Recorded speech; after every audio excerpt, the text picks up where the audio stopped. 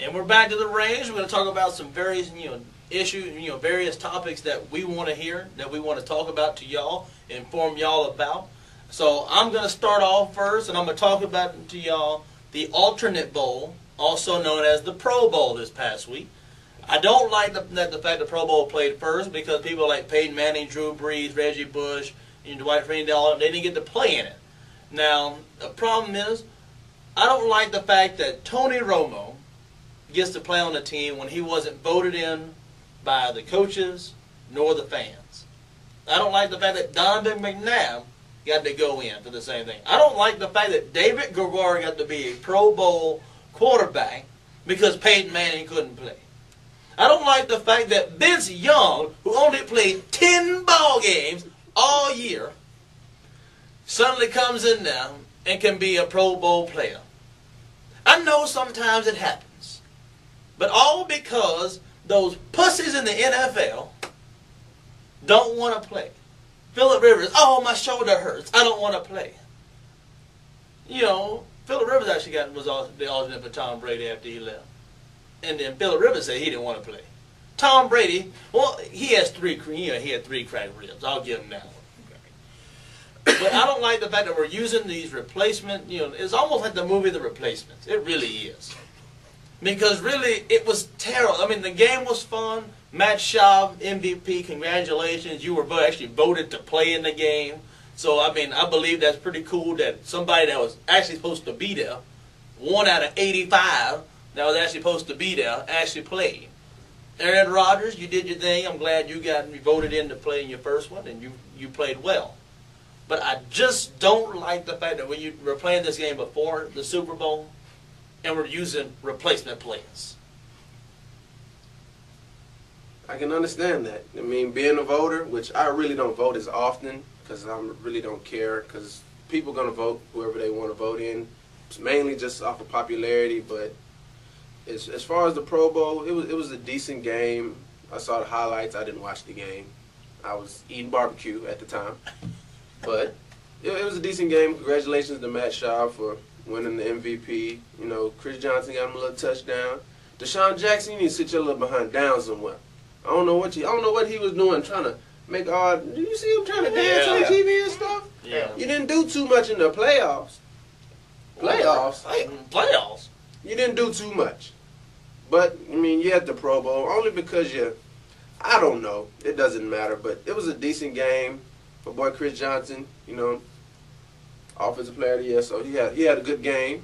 A couple other people had a good game, but the Pro Bowl nowadays is pretty non-existent. Well, it's not non-existent, but it's really not worth anything anymore. Not fun to watch. They don't do anything. They need to do a skills challenge. They do. They really do. Like the NBA does. I mean, here's the thing. They do have. They used to have one. Yeah. And then when the game was, the past couple of years, the past 5 years, they've taken it slowly away. Yeah. They used to have like the punt, pass, and kick thing. The best hands. And the best hands and longest pass, and stuff like that. They used to do stuff like that. Like they'll make it a huge festivity. Yeah. But now they don't do it anymore because people don't want to go play in it. Pretty much. And David Garrard can't throw.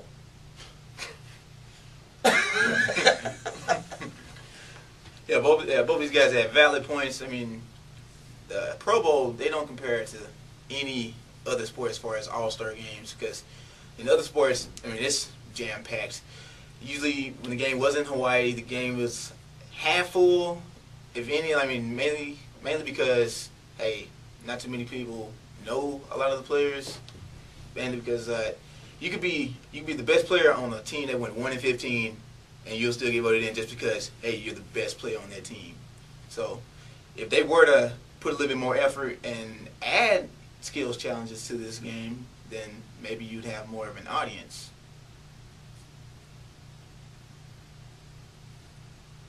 So, with that being said, I'm going to go talk about Rex Ryan. I mean, any of you guys see boy Rex Ryan, what he did over the weekend? Exactly. No, it was only one, man. It's only one. Only one.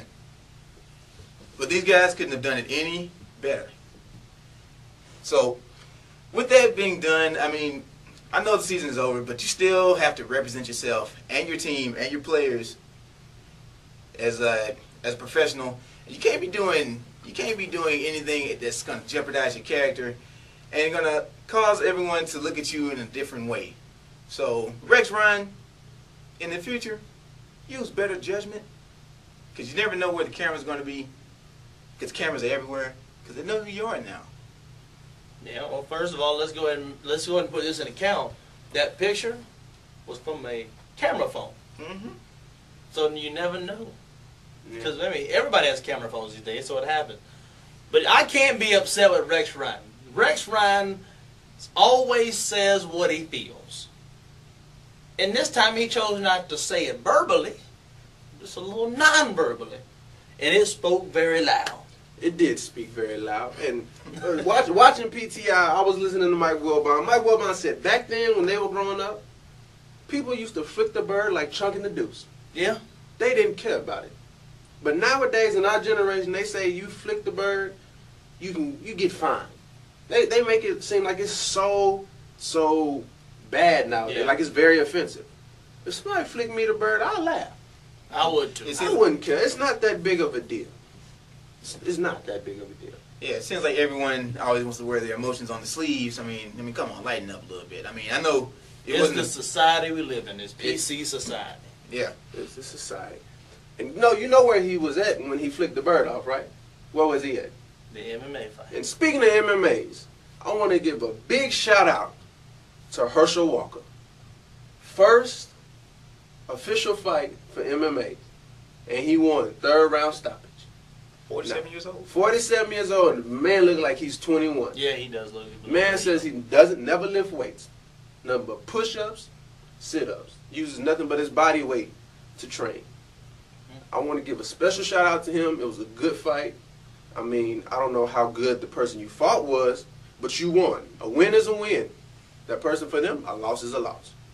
Especially if you're 21 years younger than Herschel Walker. I mean Herschel Walker, he looked like he could still play in the NFL if he wanted to. Yeah, actually, he went his head and said after that fight was over that he feels he can play in today's NFL, and I believe him. I believe him too, especially with the rules they got now. Yeah, with the rules they have now, he can still play another 10 years. And still be a 1,000-yard rusher. Oh, yeah.